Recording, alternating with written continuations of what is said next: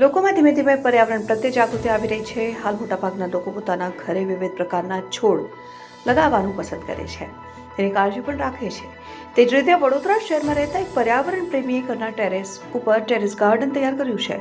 વડોદરાના કોટા વિસ્તારમાં રહેતા પર્યાવરણ પ્રેમી ડોક્ટર માર્કંડ પરીખ અને તેમના પુત્ર જય પરીખે પોતાના ઘરમાં અલગ અલગ જાતના 3 બગીચા તૈયાર કર્યા છે. પિતા પુત્રે મળીને પોતાના 1300 ફૂટ લાંબા ટેરેસ પર વિવિધ છોડ ઉગાડીને ટેરેસ ગાર્ડન તૈયાર કર્યું છે. ડોક્ટર અને પર્યાવરણ પ્રેમી ડોક્ટર માર્કંડ પારીખે બજારમાંથી નહીં પરંતુ પોતે ઉગાડેલા છોડના બીજમાંથી જ કાળજીપૂર્વક કુદરતી રીતે ફૂલમાંથી જ નીકળતા બીજની સાર સંભાળ કરીને તેમાંથી છોડવા ઉગાડ્યા છે. તેમના ત્યાં ઘણા જાતના ફૂલવાળા છોડવા પણ છે.